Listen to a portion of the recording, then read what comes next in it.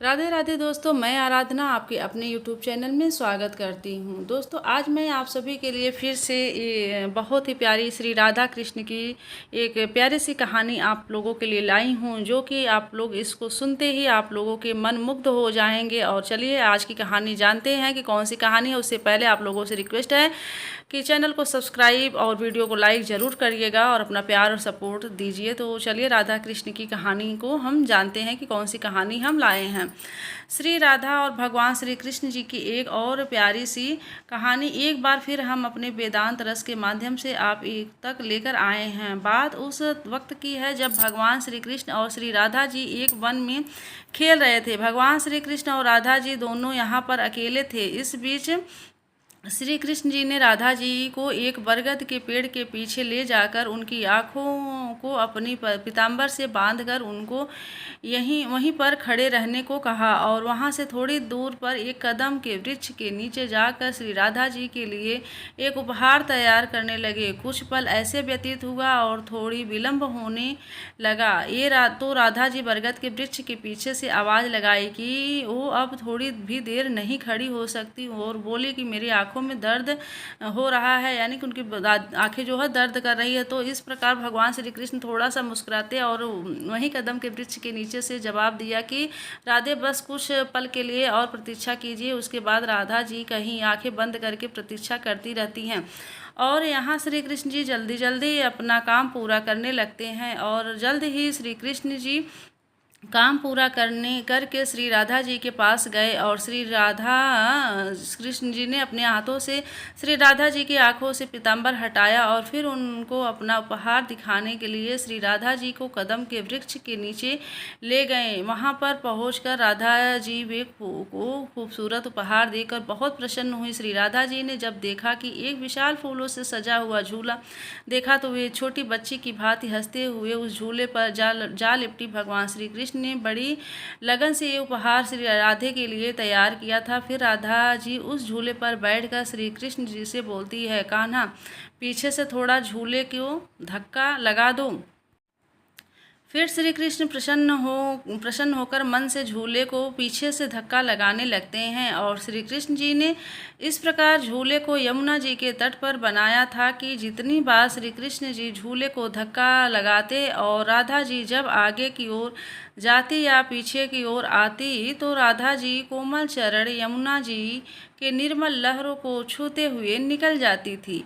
ऐसे ही कुछ वक्त चलता रहा। फिर अचानक से श्री राधा जी की नज़र उस झूले में लगी एक श्वेत फूल पर जा पड़ी और उस पुष्प को देखते ही श्री राधा जी अधिक प्रसन्न होकर श्री कृष्ण जी से कहती है कि हे कान्हा, ये पुष्प ये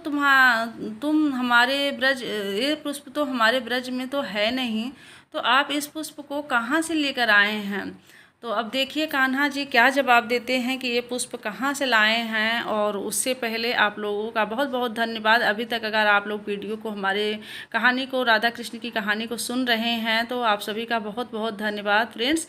और आप लोगों से रिक्वेस्ट है कि कहानी के अंत तक बने रहिएगा और वीडियो पसंद आए तो लाइक ज़रूर शेयर ज़रूर करिएगा और चैनल पर जो भी नया है सब्सक्राइब भी कर लीजिए। आप लोग अपना प्यार सपोर्ट दीजिए ताकि मैं मोटिवेट हूँ और आप लोगों के लिए अच्छी अच्छी भक्ति और हिंदी कहानियाँ मोटिवेशनल कहानियाँ आप लोगों के लिए लाती रहूँ। तो चलिए जानते हैं कि ये कान्हा जी श्वेत पुष्प कहाँ से लाए हैं जो कि झूले में लगाए हुए हैं। इस बात पर भगवान श्री कृष्ण मुस्कुराते हुए बोले कि मैं ये त्रेता युग से लाया था। त्रेता युग यानी कि क्वेश्चन मार्क है राधा जी के मन में कि त्रेता युग किसे कहाँ से कैसे फूल ले आए। तो ये सुनकर राधा जी को आश्चर्य हुआ और फिर से पूछी कि त्रेता युग से कैसे।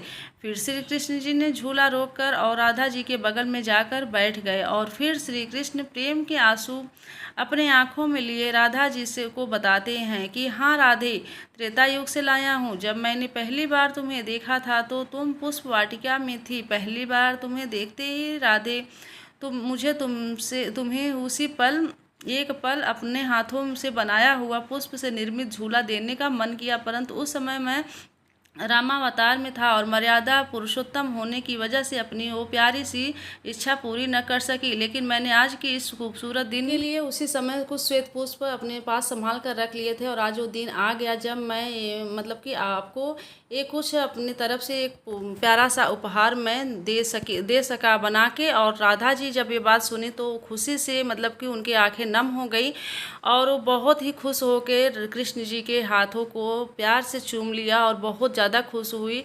तो आपको मैं बता दूं दोस्तों कि मतलब कि जब राधा कृष्ण जी जब त्रेता युग में जब राम जी बने राम के अवतार में आए थे तो सीता जी वन में गई थी, मतलब कि अपनी वाटिका पुष्प वाटिका में गई थी फूल तोड़ने। उस समय राम और सीता जी का मिलन हुआ था।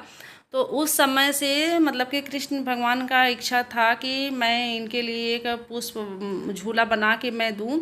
लेकिन जो है उस टाइम वो पुरुषोत्तम मर्यादा राम जी के जन्म में हुए थे, तो इसलिए जो है उस टाइम उनकी इच्छाएं नहीं पूर्ति हुई थी। तो द्वापर युग में जब वो कृष्ण के रूप में आए थे तब जो है वो अपनी इच्छा की पूर्ति की और उनकी ये इच्छा पूर्ति हुई कि राधा जी जो है राधा जी के लिए वो अपने हाथों से श्वेत फूल पुष्पों से जो है झूला बना के उन्हें उपहार के रूप में दिए थे। तो कैसी लगी आज की स्टोरी दोस्तों? कृष्ण और श्री राधे की ये स्टोरी प्रेम कहानी की कैसी लगी? अगर आप लोगों को थोड़ी भी हमारी ये कहानी अच्छी लगी हो तो कमेंट सेक्शन में राधे कृष्णा ज़रूर लिखिएगा और एक लाइक शेयर सब्सक्राइब करना ना भूलिएगा। अपना प्यार और सपोर्ट दीजिए। चलिए आज के लिए इजाज़त चाहती हूँ दोस्तों, मिलती हूँ किसी ऐसे ही प्यारे से किसी भक्ति या फिर हिंदी मोटिवेशनल स्टोरी के साथ। तब तक के लिए इजाज़त चाहती हूँ फ्रेंड्स। राधे राधे, जय श्री कृष्णा, जय श्री राम, हर हर Mahadev. Thank you so much everyone.